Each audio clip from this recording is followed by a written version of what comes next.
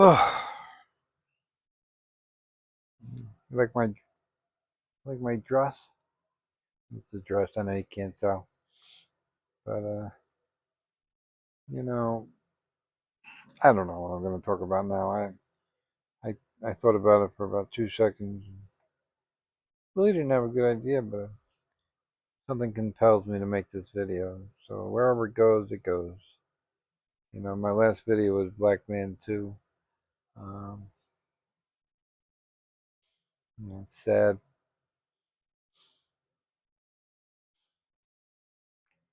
There always has to be an underdog.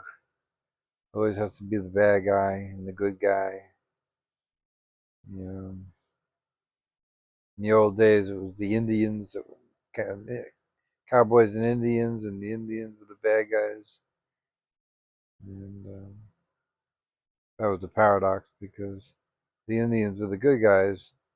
They were called the savages, and the white man was the bad guy. The white man did the scalping, not the Indians. The Indians did it after the white man did it first. And all that BS. It was just a matter of controlling the Indians, and they put them on reservations so they couldn't feed themselves. They couldn't hunt. They followed the herds, and when they couldn't leave the reservation, um, the herds weren't there anymore. They moved, and the Indians couldn't follow, so they lost their means for feeding themselves and making their clothes and everything else that they made out of the animals that they killed.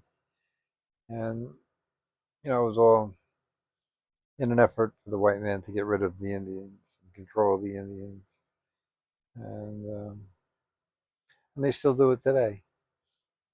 So, you know, I, I think the worst thing they did is they gave a few tribes.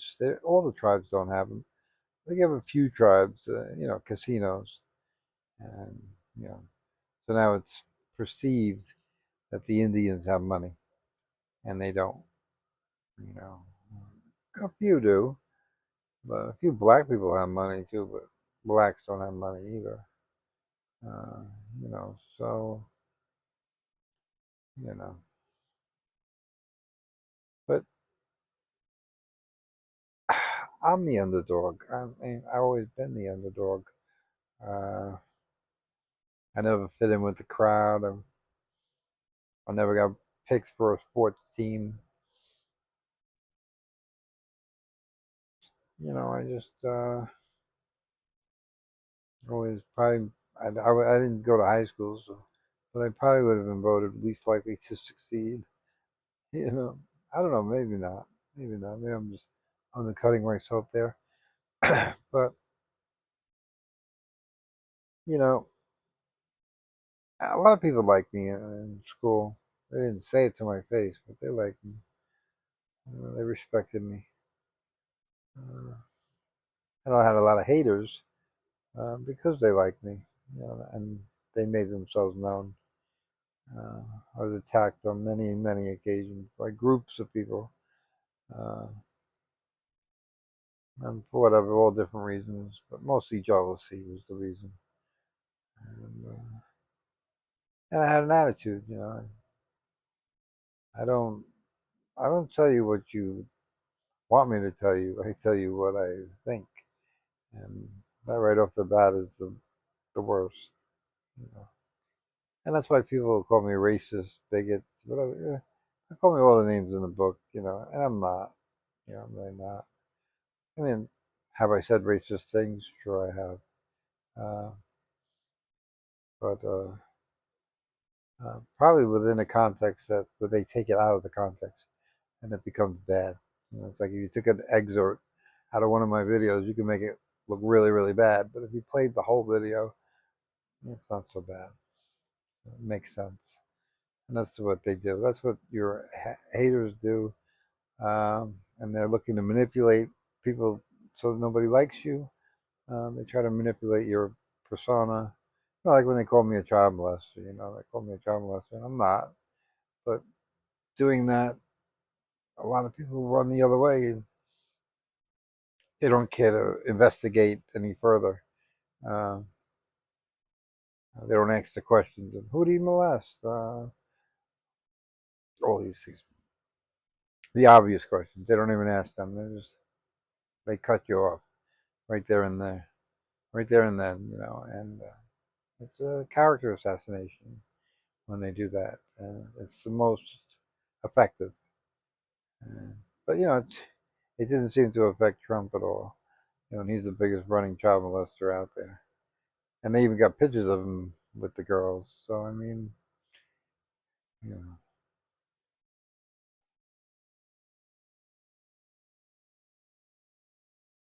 know, but I don't live in the past, and I realize the devil is doing what he's doing to me because he's afraid of me. Uh, he knows I'm here to wipe him out. And I think the Jews are the devil, um, and that's why they're so hated because they're the devil. Uh, I don't think Catholics are not the devil either. There are a lot of Catholics that are the devil and hide behind the Bible and do what they do um, in the name of the Lord. Crap. And so it's hard to say, one or the other. The devil lives everywhere. The devil's in my family. The devil has been in my family since the day I was born, before I was born. And that's why I was born into this family. If I was born into this family, I don't know. I'm still trying to find out through DNA whether or not my mother's my mother. And I've done three different DNA .coms, and none of them have come up with my mother as my mother, or my father as my father. Uh, so you gotta wonder, gotta wonder. And she won't admit anything, so even if she did know the truth, um, she's a narcissist. So, but it's just we all have hard times in our lives. We all have go through hard times. We lose people. We lose finances. We lose jobs. We lose partners. We lose children. Uh, we lose our sanity. We lose our health. You know, the list is endless. We lose cars. We lose property. It's just I can go on. Uh, but we all have to bounce back from it. We get knocked down and we got to stand back up. Because to stay down is to die, and that's no way to die. You want to live. You want to live for another day, and it's hard. It's not easy. Some days are harder than others. Some days are good, and the good are far and few in between of all the bad. Um, there really aren't bad days. It's your perception. It's it's the paradox. The bad days make the good days. And if you didn't have bad days, you wouldn't know what a good day was. And if you didn't have good days, you wouldn't know what a bad day was. So you need them both. And if you look at the bad days as not being bad days, but growing stages, a butterfly doesn't think when he's in the cocoon that it's a bad day. It's very painful for the butterfly, for the caterpillar to turn into a butterfly, but and it has to go through um, the escaping the cocoon, which is very painful, very hard to do. But once he does it, he flies and he's free and he's beautiful and he pollinates the forest and makes many plants and trees and everything grow. Uh, so the pain is worth what he does when he becomes a butterfly. And before he was when he was a caterpillar, he was destroying the forest. He was eating everything in sight. Had a vicious appetite, and as a butterfly, he replenishes what he destroyed. You know, and we do that. We do that. You know. When we're young, we eat everything our parents give us. We make our parents go crazy trying to give us enough food so we don't go crazy. Uh, we we ravage the school books, the TV. We're like sponges, and we take in all the information. And when we grow up, we give it to our kids, and replenish, and we take care of our parents when they can no longer take care of themselves, and we give back. So it's a cycle, and problem is when these cycles are set up to benefit one group over another, you know, like the Jews and the Palestinians.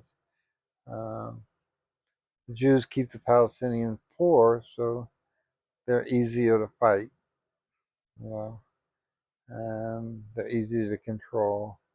And the Jews always get their way because they control everything, and it's not right. It's not going to continue.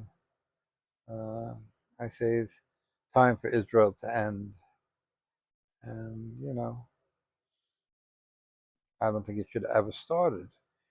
So that was the first problem, but it's going to end, and Palestinians will get their land back. I say we give the Jews Gaza. Yeah, let them go live in Gaza. Now that they blew it to oblivion, let them go live there. That's what they deserve. That's what they created. That's what they deserve. And yeah, I always root for the underdog, and the Palestinians are the underdog in this story. And I'm really ashamed that Egypt and Jordan and Syria and Iraq, and I'm proud of Iran for sticking up for the Palestinians. And I'm really ashamed for the people, the other countries that don't. It's really appalling. And they really should be ashamed of themselves. Uh, they deserve whatever hell they're going to face. And believe me, they got a hell coming for them. And they're going to face a lot of it. And they turned a blind eye, and they're going to be blinded themselves. So, how it's going to happen, I don't know. I just know it is. Yeah. Uh, I didn't. I didn't know. Well, I worked on the God Code for many years. Uh, I know when you look at the God Code, you say, "How could you work on that for many years?" Well, that's the end result. That's the end result. That's not the beginning. The beginning was I took a course in, I don't know what it was, 1992, when the question was posed to me that the binary code was going to fail eventually and needed to be replaced, and that there was no replacement for it. And that was in 92. Uh, so it's been a long time. Now, of course, I haven't worked on it every day. I haven't tried to come up with a solution for that whole time. But that was the planting of the seed. And it grew, and it grew into the God Code. There were steps along the way. My brother, who was at the time, was very big into computers. Uh, he told me about the binary code and what they were trying to do and trying to come up with, and laid out the issue more. Reiterated what I learned in '92. It really just added to it. And I just heard these things in passing. It was just like Yeah, I was like, I'm never gonna pass. I'm not gonna solve the problem. I had no idea I was gonna solve the problem, but it's just.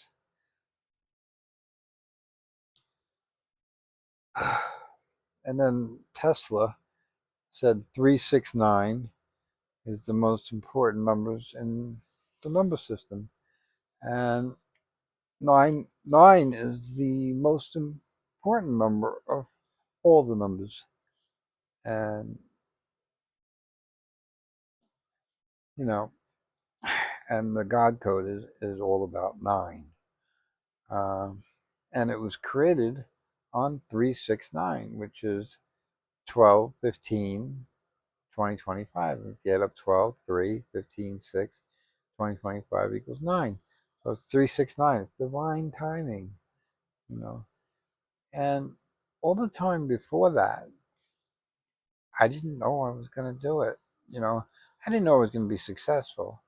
I didn't know it was going to be what it was, you know, or what it turned out to be. And I still, there are a lot of things about it that we're going to do in the future that I can't tell you today that's going to happen because I don't know. I mean, will I be a part of it? I don't know.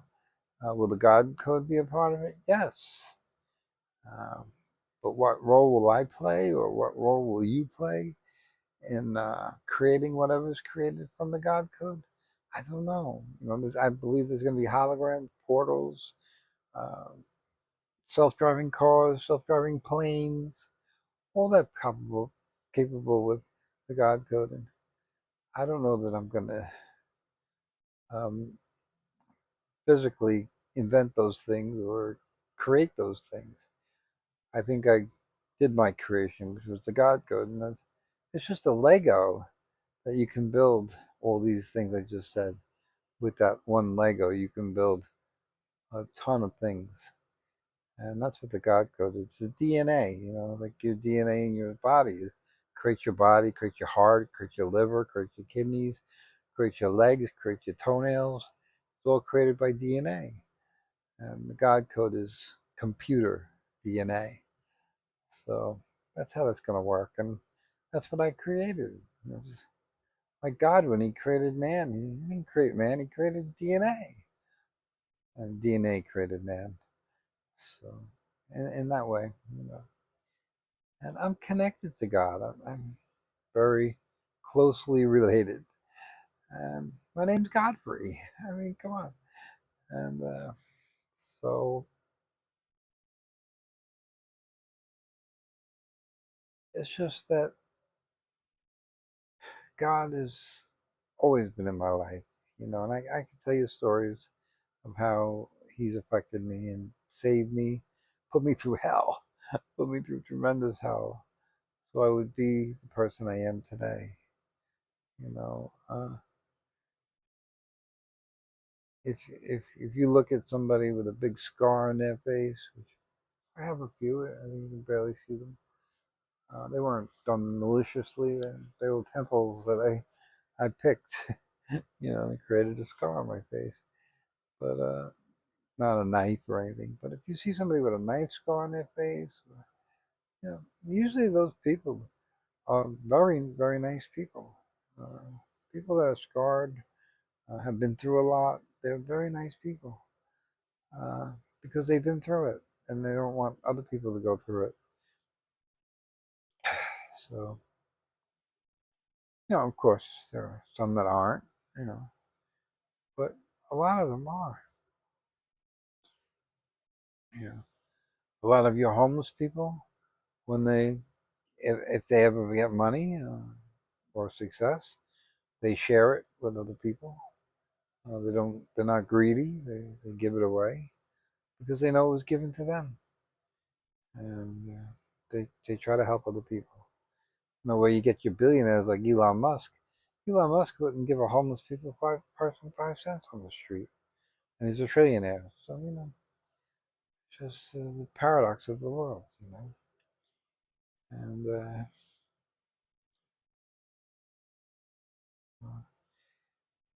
you just never judge a book by its cover, you know. And I know that's what you do. That's a lot of what you do is judging a book by its cover. You know, you see the pretty picture on this, or the pretty girl, or the pretty guy on the cover, and you buy it. You know, and when you actually get behind the front cover, there's nothing there. It's just empty. It's just double space wording. You know, it's like you're buying paper.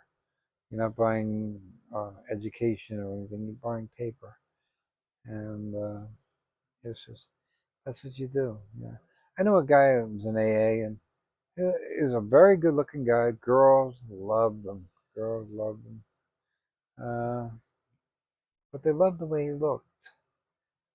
But and he could hold the conversation for a little while. Not long, not long. Wasn't very much of a conversator. And he was married. He had two daughters, and his wife was very disappointed. Uh, you wish it was like buying a car without an engine, a beautiful car without an engine.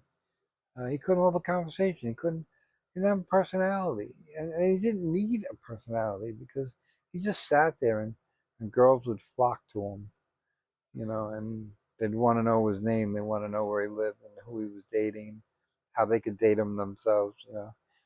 But they don't really get into the fact that he has no personality. They didn't care about that, you know. A lot of girls say they like a dumb guy. They want a pretty dumb guy, you know, because they're not too much trouble. You know, but he was dumb, you know, and I don't know. It's just the book with the cover, you know. It's just don't judge a book by its cover.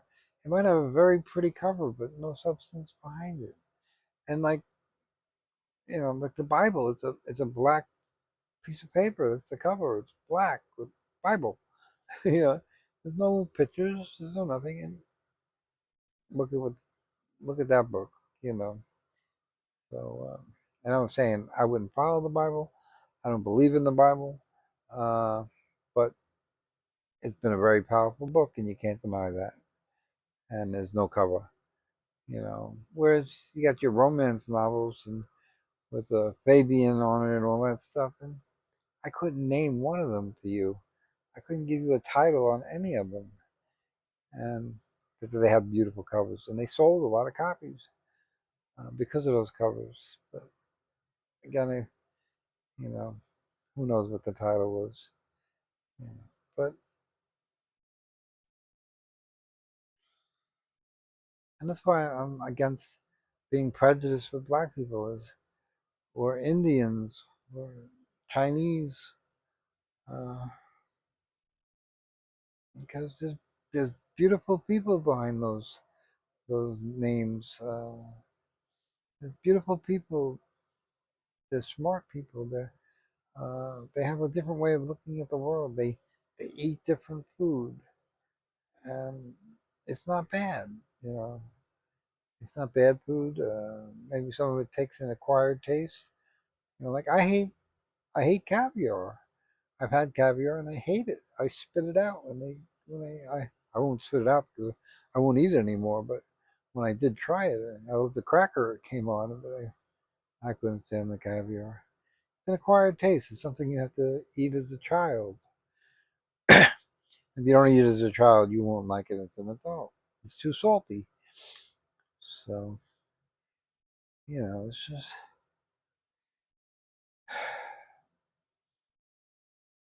again, it's judging a book by its cover, and don't do that. Don't do that. When you find yourself doing that, stop yourself. Stop yourself. You know, when you judge a girl because she's a girl, stop yourself. You know, whether she's black or whatever she is, she's white, she's a girl, she's not a subpar human being. She's a human being that has feelings and emotions and a right to a happy life. You know, so you know, I voted for Kamala Harris, a black woman. I voted for her. I don't care. I'm not afraid to admit it. I think a lot of people are admitting it today. They're ones that did, rather than the opposite. And I would have been very happy to call her the president. Was she the best choice?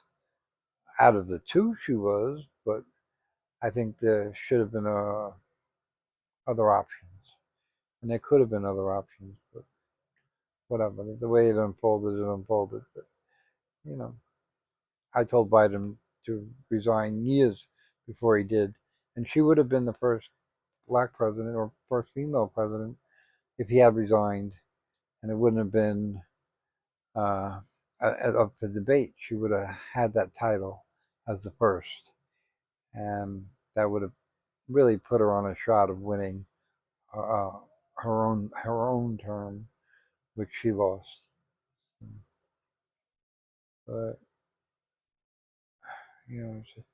people judge her by the book of her cover. The cover of a book, and you know, we're all paying for it today, and we'll pay for it for a long time. Mm. What he's doing today is going to be felt for a very long time.